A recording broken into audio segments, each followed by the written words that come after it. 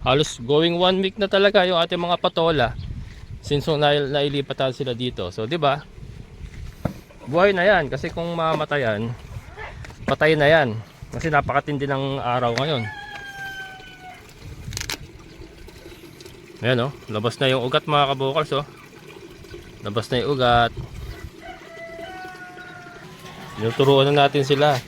Ito yung ating ibinibigay sa kanila. Piglet booster pellet mga kabukal. Siyempre kasama si Kimberly dyan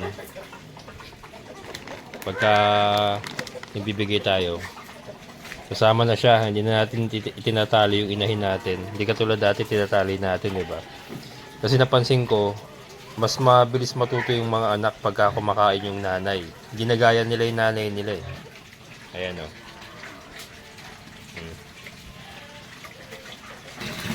Yung ano, kakalat yan, yung binigay natin na yan. Ngayon sa ilalim pala ng sa ilalim sila ng manukan madami. Ayun o. Andiyan sila sa ilalim ng manukan madami.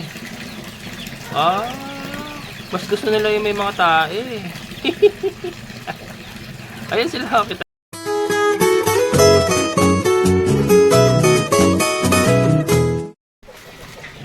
Yung ating mga bake mga kabokal, so lalaki na oh.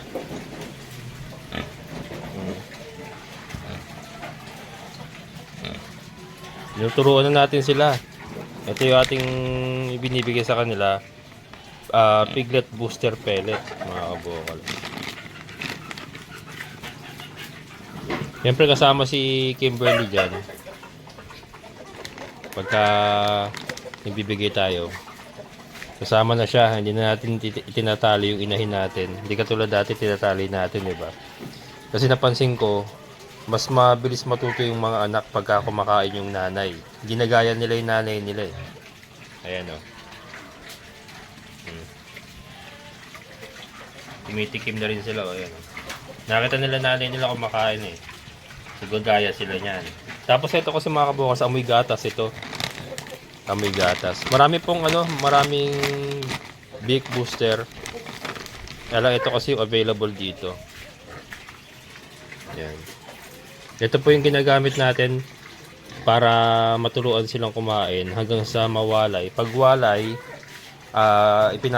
nilalagay na natin sila sa pre-starter.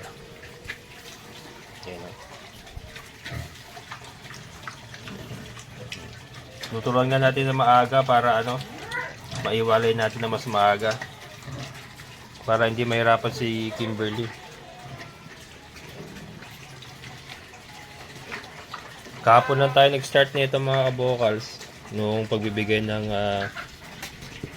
big booster nga. Ano kasi diyan na mag-umpisa yan, titikim-tikim sila hanggang sa malasahan na nila.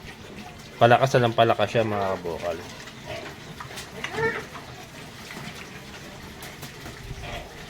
Yan.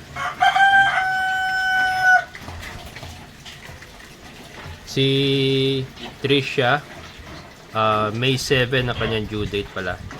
May 7.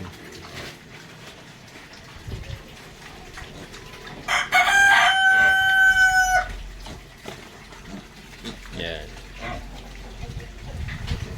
Munti lang. Hindi natin bibiglayin kasi kahapon na nag-start eh. Ang importante lang niya malasahan nila. Malasahan lang muna nila. Tapos yan, okay na yan. Hanap-hanapin na nila yan. Pagka nalasahan nila, hanap-hanapin na nila yan. Tapos hanggang sa palakas silang kumain na.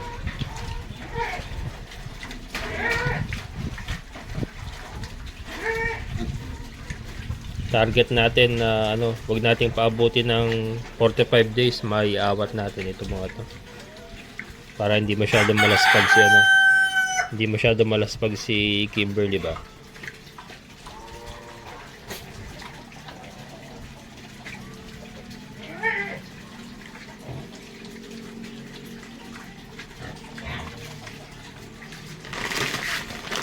Yan. Yung ating mga rooster, yung ating mga decal brown rooster, isinama ko na lahat dito. Ayan, ito yung isa. Ito na lagyan ko na ng ano eh, lalagyan ko na lang ng yero ito eh. Meron isa pa ron. Ito yung isang rooster natin. Ano ba isa? Ayun yung isa. Apat yan sila eh. Apat yung, ayun yung isa, ayun. Yan. Sinama ko na dyan yung ating mga rooster.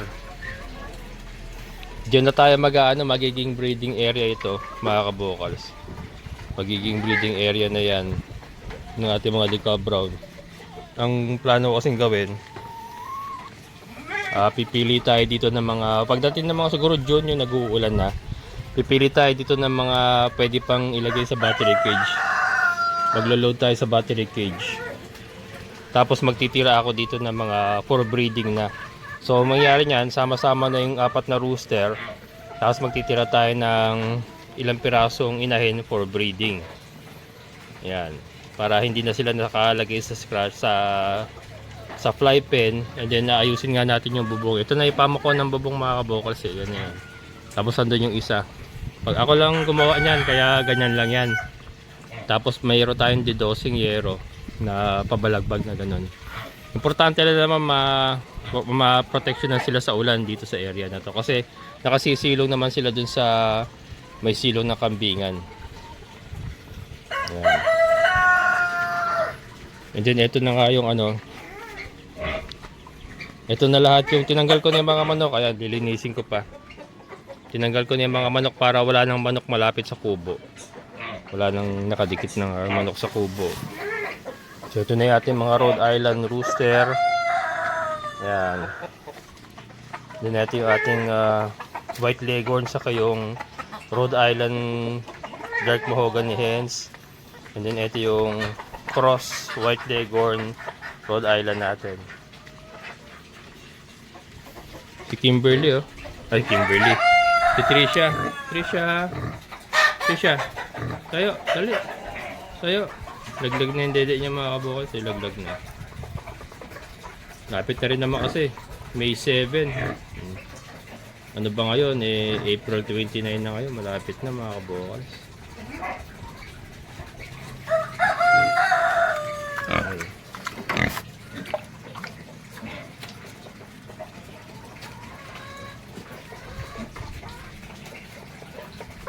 Mas kaya yung mga ulam natin dito. Ayan yung ating mga ulam. Buhay naman. Bigay tayo pagkain. Yun. Yun lang ang problema. May astig eh. May siga-siga ba? Yan. Bakainin natin yung ulang, mga kabukals. Yan ang binibigay natin pagkain sa ulang, ganyan lang.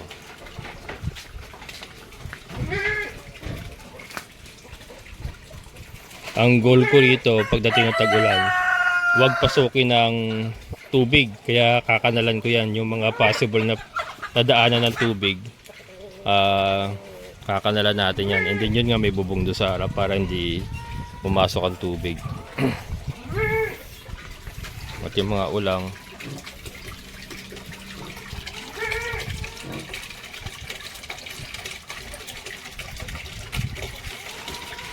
yan. Yun na, yun lang ang pagkain nila, mga kabukals. Mamayang gabi babanat yung mga yan.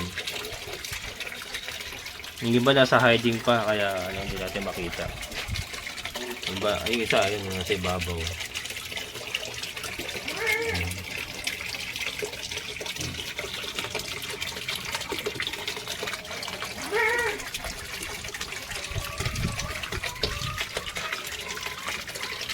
Nakakatuwa kasi wala nang namamatay sa kanila.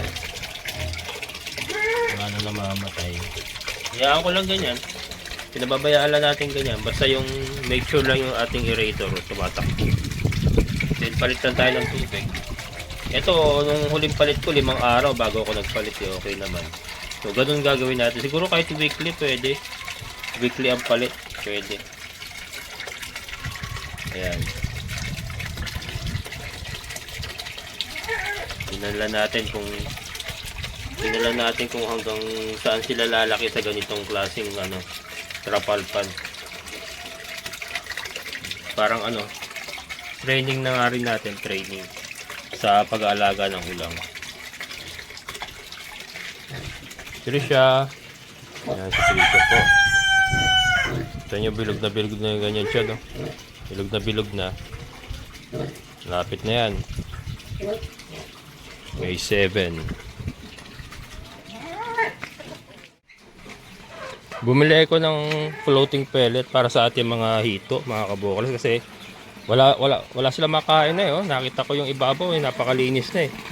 Wala kang makita ang anumang insekto na na pwede nilang kainin. So, ito pang supplement lang. Konti-konti lang naman bigay dito, mga kabukals. Ayan oh.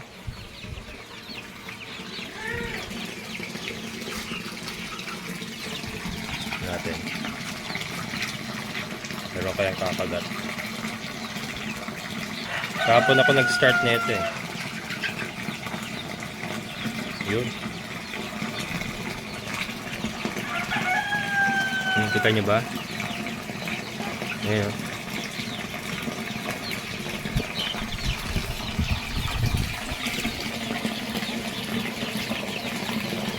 Yun. Yun. Nakita na nila eh. Ayan. Nakita na nila.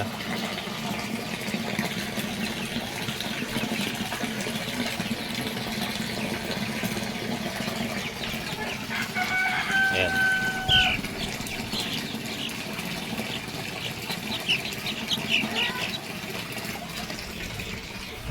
Mga lang siguro. Kalat natin. Para yung iba maka-avail din. Maka-avail din. Siguro mga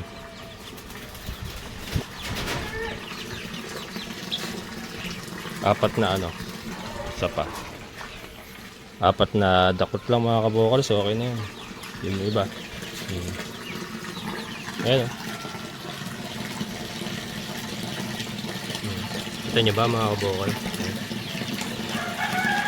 Ayan. Yun oh.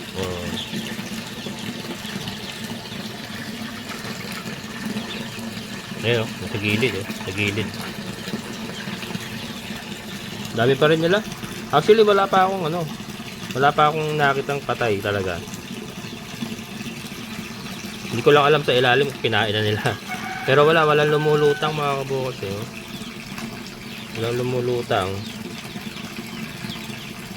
Ayan pa naman sila oh, kasi nakita natin kumakain pa oh. Ibig sabihin nasa ilalim lang talaga sila. Ayan oh.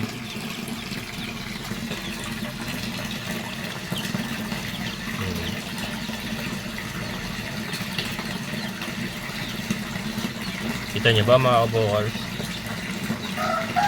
Sa gilid oh, ayan sa gilid. Ayan.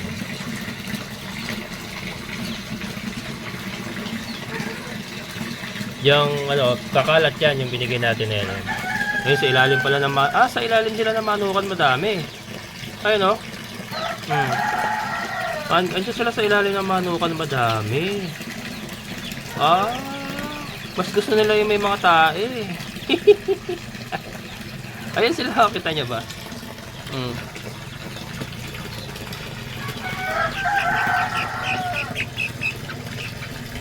Oh, ayan oh, ayun sila oh. Nasa ilalim ng manukan. Ito oh. Dami nila oh. Sa ilalim ng manukan. Gusto nila sa may mga tayo ng manok, mga kabukals. Diyan yata sila tumatambay. Ayan. Kita nyo ba? Ayan o.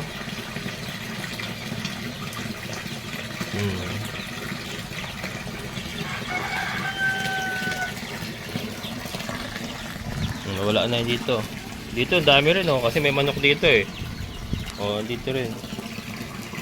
Dito rin sila.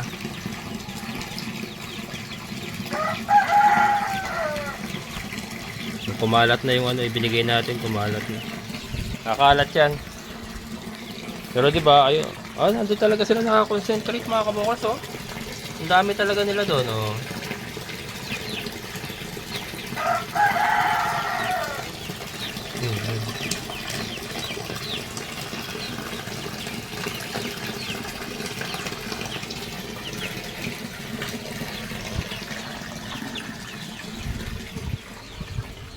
Buhay pa talaga lahat. Buhay pa talaga lahat mga kabukals. Ayan. Ayan, so nandyan lang sila. So ano yan mga kabukals, palakas ang palakas yan. Habang lumalaki sila, palakas ang palakas kumaan yan. So sa susunod siguro magbibigay tayo dyan, nag-aagawan na yan. Kaya lang tingin ko parang busog eh. Kasi hindi sila ganun ka-agresibo eh. Parang busog siguro dahil sa mga ipot na manok. Yan, so ito yung ating mga manok, ating mga palahing decal brown. Ay, mga kambing. Nakakawala kasi mga kambing nagsasampa dun sa yero. Yan. Ito nga yung ating aquaponics. Silipin natin mga kabukals. Update. Looking good yung ating aquaponic system, hindi na nagluloko. Hindi na po nagluloko yung ating aquaponics. Matatag na siya, sana naman. Yan mga kabukals, oh. Diba? Holding ang ating aquaponics. Yung ating mga halaman, ayan. Ito, kumakatay na talaga mga kabukals, oh. Yung ating patola. Umaakit na, ayan. Umaakit na. Ito lumaglag, ah. Mahalakas kasi hangin. Pero yan, kailangan natin suporta ng tali. Tatalian ko. Pero itong iba, okay naman. Ito, mga sitaw ito mga kabukals. Yan, mga sitaw yan mga kabukals, oh. Yan, sitaw yan. So, buhay na rin yung sitaw niya. Ano natin yan, babalagan ko dito sa bada ibaba, palalaglagin natin sila rito. Babalagan natin yan, oh. Ayan, mga poste na, ayan. Nang mas mababa. Dito sila magbabalag, palalaglagin lang natin yan mga yan. Yan, sitaw din, nandito na dun. Ito. Mahaba nito, sitaw natin dito, oh. Mahaba na, ayan, oh. Ayan, oh. Sitaw yan mga kabukals.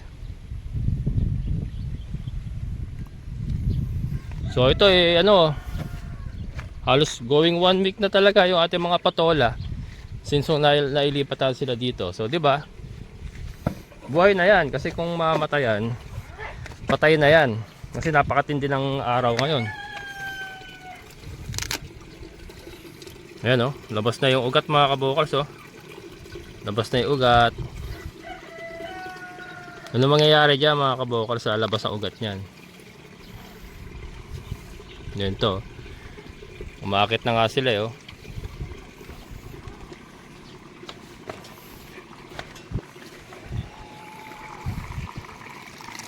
Yan. Ating biofilter.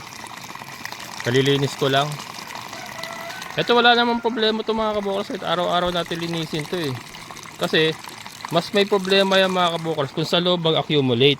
Kung sa loob tayo maglalagay ng pang filter nya, babaklasin natin lahat ng laman niya pagka nilinis natin. Kahit sabihin pong buwanan mo lilinisan, mas mahirap yun kasi tatanggalin mo lahat ng laman yan.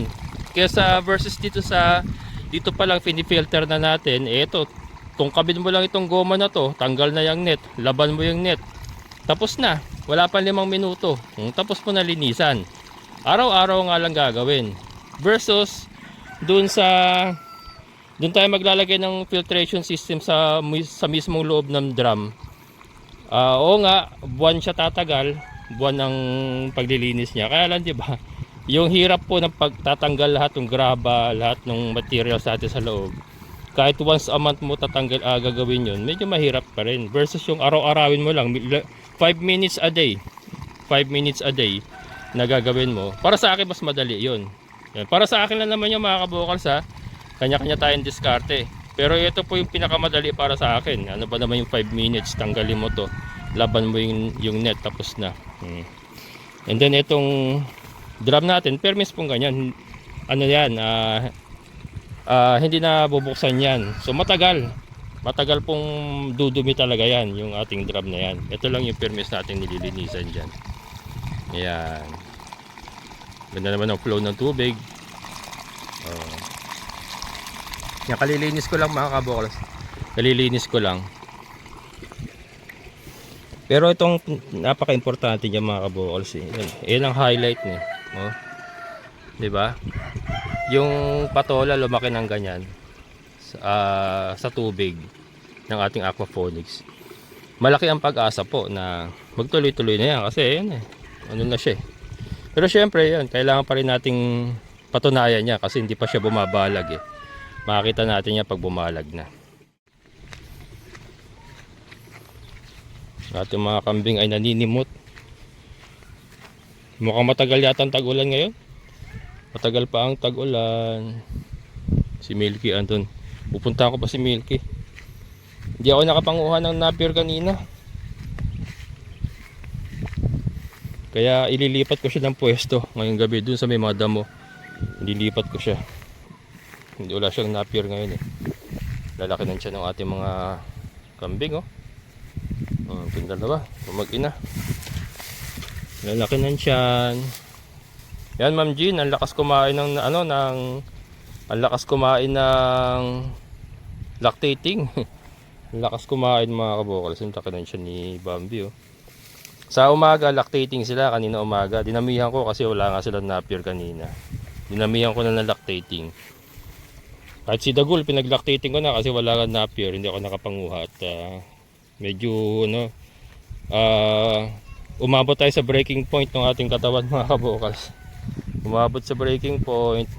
So hindi ko kinayang manguha ng napier kanina. Napakainit pa. Sobrang init kanina. So, hindi kinaya ni Kalbo. Ayan, kaya si Milky ililipat ko ng pwesto para ano. Ito malakas na rin kumain ng napier to mga kabukals. Malakas na rin kumain. Sa kasi Paloma, ayan. Malakas na rin kumain yan. So, dito lang sila. Ito ang area nila. Dito nga sila sa baba. Tapos yung ating mga halaman dyan. Kaya nagpagawa tayo ng mga balag dyan. So, yun. So, unti-unti mga kabukals yan. Masaya ako. Kasi at least, unti-unti ko na ipapakita sa inyo yung idea ko. Diba? Unti-unti na siguro doon sa mga nakasubaybay sa akin, medyo na-picture out nyo na yung gusto kong mangyari. Andyan yung mga kambing sa baba, may tanim tayo, ampalaya, patola, kung ano man gusto natin itanim. Nasa taas sila, nasa balag. Dito pwede tayo magtanim mga kamatis, talong, broccoli nga, subukan ko dyan at kung ano-ano pa nasa taas, diba? Pero yung kambing natin nakapanginginain pa rin sa baba. Yan po yung idea na gusto natin. And then meron tayong hito. Meron tayong hito sa loob. Meron tayong layer sa loob. 'Di ba? Yung ating battery cage nga igagamitin na natin kasi hito naman ang ating alaga ngayon. So 'di ba? Kumbaga, masasabi ko yung idea ko is starting to fall into place. May mga obstacle nung una. Medyo na bako tayo sa ulang, pero 'yun pumalit si Hito which is adaptable dun sa ating sistema na gustong gawin.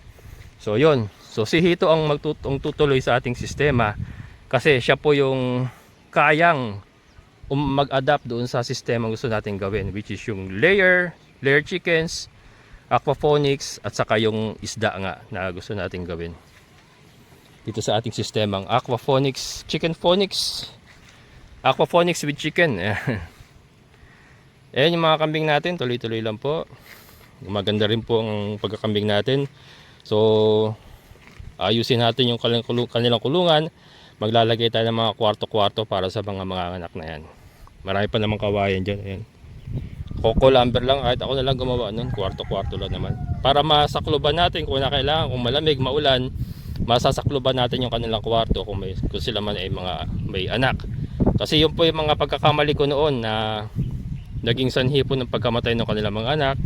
napabayaan po natin sa lamig, sa ulan. Ayan. So ngayon, ayun po yung aagapan natin mga kabokals. So tuloy-tuloy lang mga kabokals. Farming is a continuous learning process. Wala pong expert dito. Basta tuloy-tuloy lang po tayo sa ating ginagawa. Lumilipad yung mga mga kabokals. Gagaling to do sa trapal na blue, kaya tatanggalin ko na yung mga trapal na blue. Ayan, padilim na naman mga kabokals. Hanggang dito na lang, amazing na buhay. Bye bye.